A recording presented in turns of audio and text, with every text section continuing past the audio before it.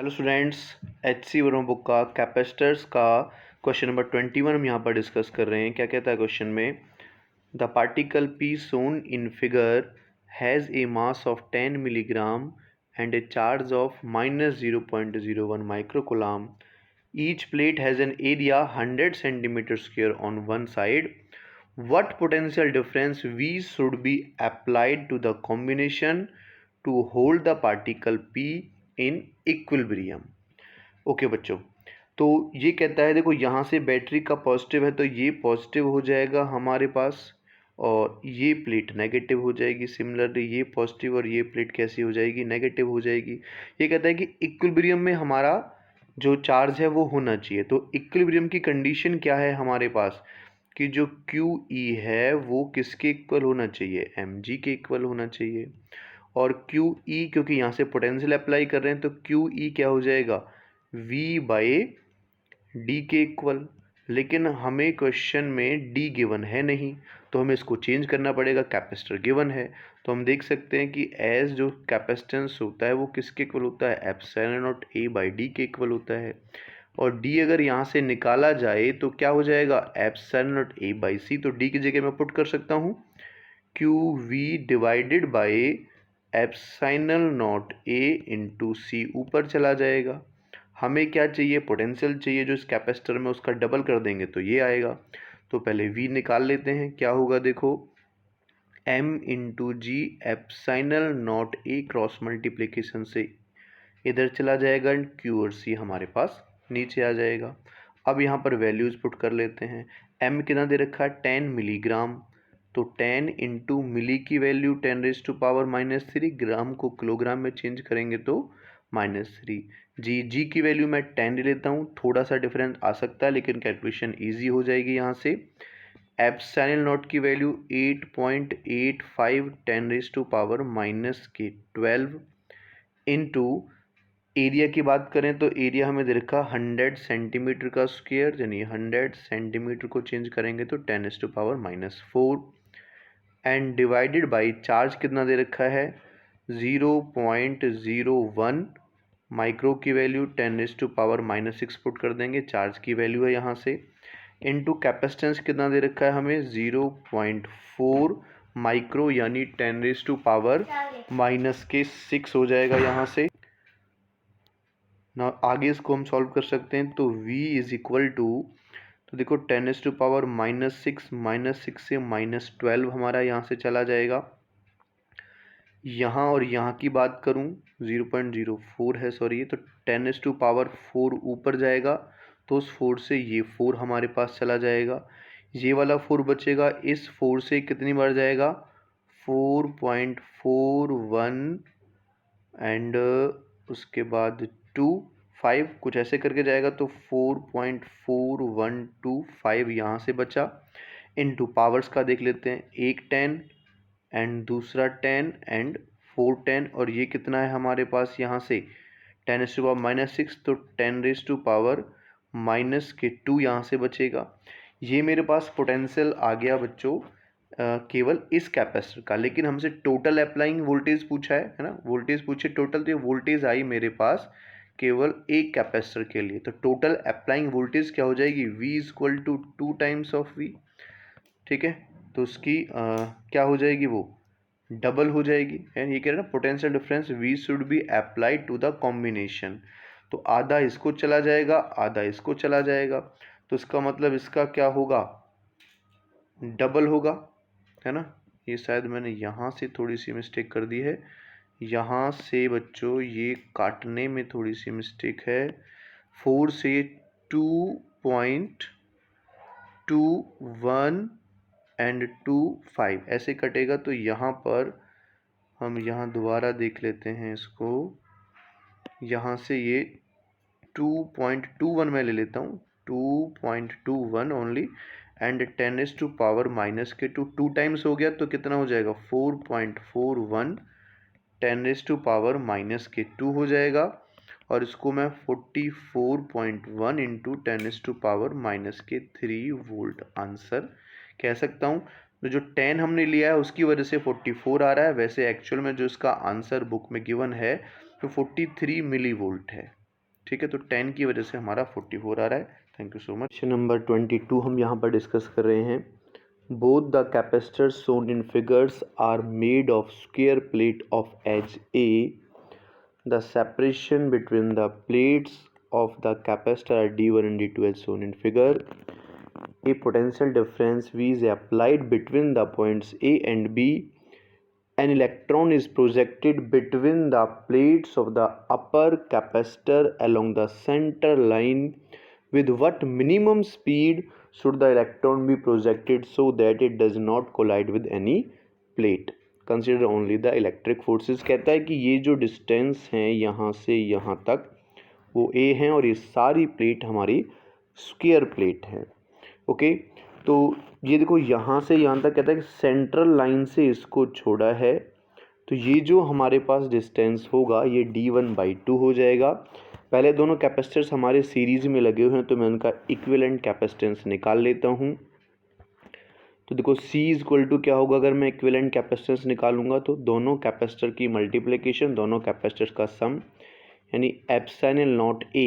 तो a square दे रखी है ना, मैं स्क्वायर प्लेट दे रखी है, इसकी साइड ए है तो एरिया क्या हो जाएगा बच्चों, A square upon epsilon not A by D होता है। डिस्टेंस कितना है इसका, d1 है। ठीक है, दूसरे के लिए क्या हो जाएगा, एप्सिलॉन नॉट एरिया उसका सेम है लेकिन डिस्टेंस यहाँ पर d2 हो जाएगा। ऐसे ही डिवाइड में दोनों की मल्टीप्लिकेशन, दोनों का सम हमें करना होता है। तो a square by d1 and plus epsilon not a square by d2 हो जाएगा। तो यहाँ से अगर मैं इसको सॉल्व करूँ तो देखो मुझे c की वैल्यू क्या मिलेगी, ऊपर से ये कॉमन आके कैंसिल आउट हो जाएगा, तो ऊपर बचेगा एप्सिलॉन नॉट ए स्क्वायर, यहाँ से d1 into d2, d1 d2 LCM लेंगे तो वो कैंसिल आउट हो जाएगा, तो c d1 प्लस d2 यहाँ पर बच जाएगा, तो इक्विवेलेंट कैपेसिटेंस आ जाएगा दोनों का। ओके, अब ये ऊपर की तरफ जा रहा है तो एक्सेलरेशन करेगा, तो एक्सेलरेशन किसके इक्वल हो जाएगा, small e capital e by m के इक्वल हो जाएगा, क्योंकि यहाँ पर जो चार्ज है वो इलेक्ट्रॉन की बात हो रही है। तो ई बाई एम, अगर मैं इलेक्ट्रिक फील्ड की बात करता हूँ तो between the plates electric field का फॉर्मूला क्या होता है, sigma upon epsilon not. Sigma को ओपन कर लेंगे तो Q by a epsilon not हो जाएगा यहाँ से एक्सेलरेशन। अभी आधा डिस्टेंस चल रहा है तो डिस्टेंस y के अलोंग की बात कर रहे हैं हम, ठीक है, y के अलोंग की बात कर रहे हैं, तो d1/2 डिस्टेंस चलेगा, तो u तो है नहीं y के अलोंग, तो हाफ ए टी स्क्वायर लगा दूं सीधा सीधा, हाफ a की वैल्यू ऊपर से e by m q by a epsilon naught and time t का स्क्वायर।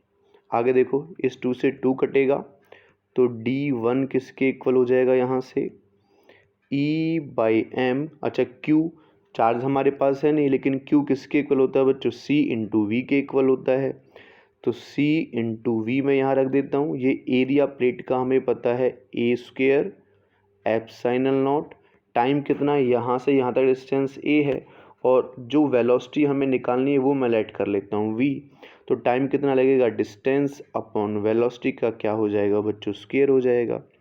नेक्स्ट स्टेप में देखो d1 is equal to e by m, इस ए स्क्वायर से इस ए स्क्वायर को मैं अभी कट कर दे रहा हूँ और c की वैल्यू यहाँ से पुट कर रहा हूँ, तो क्या होगा देखो epsilon not a square upon d1 plus d2 ऊपर v और यहाँ एप्सिलॉन नॉट ये बच गया, c की वैल्यू मैंने पुट कर दी यहाँ, e बाई एम है, v मेरे पास ये रहा, एप्सिलॉन नॉट ये रहा, और ए स्क्वायर से ए स्क्वायर काट दिया तो यहाँ क्या बचेगा बच्चों, v स्क्वायर बचेगा।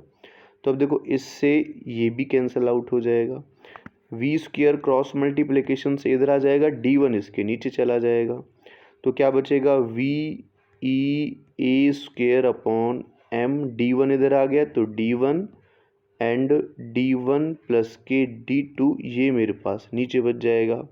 अब हमें क्या निकालना है बच्चों, v निकालना है, तो बोथ साइड रूट कर देंगे, v e ए स्क्वायर अपॉन m d1 और d1 प्लस के d2 की पावर 1/2, ये हमारे पास बच्चों इसका आंसर आ जाएगा।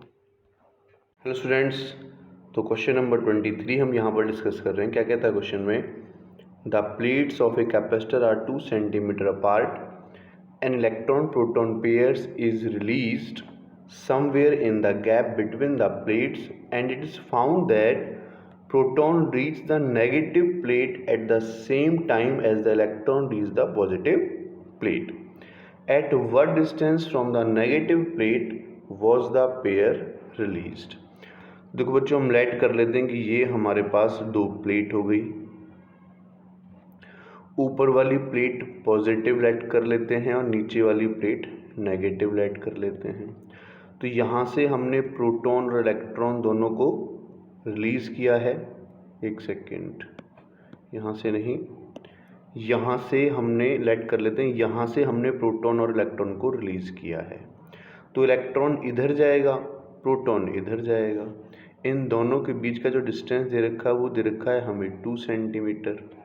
ठीक है, तो ऊपर वाला डिस्टेंस मैं लेट कर लेता हूँ d1 और नीचे वाला डिस्टेंस मैं लेट कर लेता हूँ d2। अगर मैं यहाँ से d1 निकालूँ तो इनिशियल वेलोसिटी तो हमारे पास थी नहीं, तो s = ut + ½ at² लगाएंगे और एक्सेलरेशन कितना हो जाएगा यहाँ से QE/m के इक्वल होता है एक्सेलरेशन, और टाइम सेम टाइम पे पहुँच रहे हैं, इसका t² हो जाएगा। ठीक है, तो 1 मैं कर देता हूँ, इलेक्ट्रॉन के लिए है क्योंकि इलेक्ट्रॉन इधर जाएगा, प्रोटॉन इधर जाएगा। Equation number 1। सिमिलरली अगर मैं बात करता हूँ फॉर प्रोटॉन,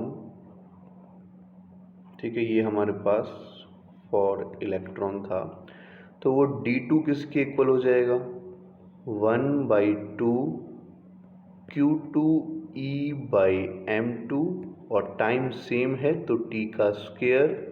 इक्वेशन नंबर 2, दोनों को डिवाइड कर लेते हैं। Dividing equation first by second, तो क्या बचेगा, देखो डिवाइड करने के बाद d1/d2 = 1/2 से 1/2 कटेगा, e से e कटेगा। देखो चार्ज भी क्या होता है, दोनों प्रोटॉन और इलेक्ट्रॉन पे सेम होता है, तो मैं Q1 Q2 को भी कट कर देता हूँ। तो m2 ऊपर चला जाएगा, m1 नीचे आ जाएगा, ये भी हमारे पास कैंसल आउट हो जाएगा। तो ये प्रोटॉन के मास की बात करूँ, d2 हमने डिस्टेंस जो प्रोटॉन के लिए है, तो प्रोटॉन का मास होता है 1.67 10⁻⁻27, और इलेक्ट्रॉन पे मास होता है 9.1 × 10⁻⁻31। ठीक है, इससे हम इसको जब डिवाइड करेंगे तो 0.183 × 10⁻⁴ हमारे पास आ जाएगा। और यहाँ से अगर मैं d1 की वैल्यू निकालूँ तो 0.183 × 10⁻⁴ d2 मेरे पास d1 निकल कर आ गया। अब देखो यहाँ से टोटल डिस्टेंस ये कितना दे रखा है, d1 + d2 2 सेंटीमीटर है, तो हम लिख सकते हैं एज d1 + d2 = 2। d1 की वैल्यू ऊपर से पुट कर देता हूँ, 0.183 × 10⁻⁴ d2 + d2 = 2। अगर मैं d2 यहाँ से LCM ले लूँ तो 1 + 183 × 10⁻⁴ = 2 बचेगा, और d2 की वैल्यू हमें यहाँ से फाइंड आउट करनी है, तो यह आ जाएगा 2/1.183